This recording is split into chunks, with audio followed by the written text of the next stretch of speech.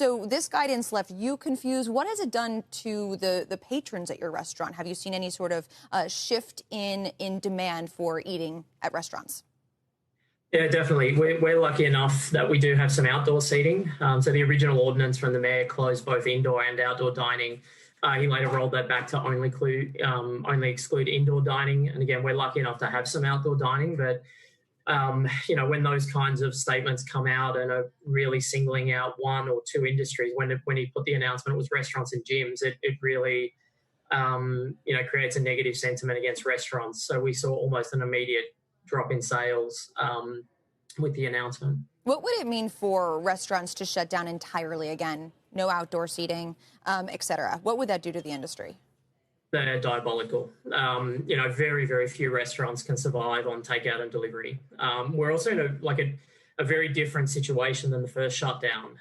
Back at the end of March and April, there was a lot of support and positive sentiment, and most restaurants, ours and most I know, had a lot of their regulars coming out and were purchasing takeout and delivery and tipping heavily to support the staff, etc. But, a couple months later, a lot of things have happened, and the sentiment now and the ability of a lot of people to support restaurants is nowhere near the same as what it was back in that March, April period. And so, takeout and delivery is, it'll be unfortunately the death nail for a large percentage of the restaurant industry.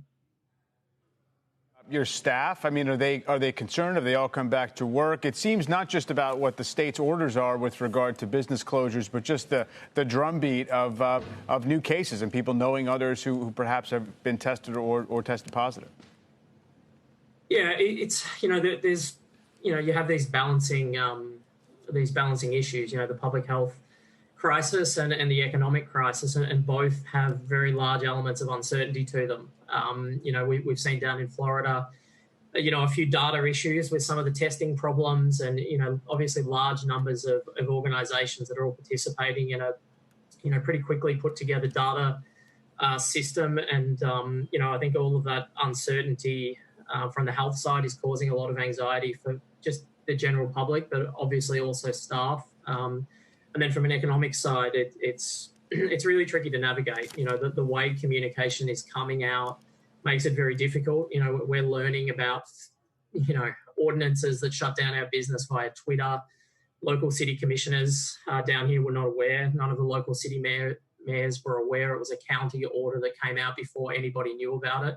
And so that's also one of the challenges, is just the way people are finding out about information with such a very short lead time. It makes it really, really difficult. Nick, I read that you received PPP loans or Paycheck Protection Program loans for all of your locations. How have you used that money, and do you need more of it? Yeah, the Paycheck Protection Program was fantastic in terms of, your two main overheads as a restaurant are rent and staff. When those loans came out, it enabled us to keep, all of our staff at or near their normal pay rates and giving people, pretty much full hours. We were a little different to a lot of restaurants down here in that during the shutdown, we actually continued working. We pivoted into groceries, affordable family meals. We set up a food bank. We did a lot of charity drives and delivered charity food. And so we sort of got all of our staff together and kept them working. And so the PPP was really, really useful for us for that. Most of the other restaurants that I know, kind of when the PPP loans came out, most restaurants got them in the second wave. It was the impetus that brought all of their staff back, and a lot of restaurants reopened once they got their PPP. Obviously, that helped a lot, covering pretty much everybody's labour overhead for those couple of months. The challenges with that was just the changing rules. It kept changing, and unfortunately for most restaurants, your business, when we reopened down here, we only ever got to phase one, but we had 50% indoor dining. For most restaurants, there wasn't the volume to warrant having your full staff back working, and unfortunately most restaurants had kind of used their PPP in the original 8-week guidance before it got extended to 24 weeks.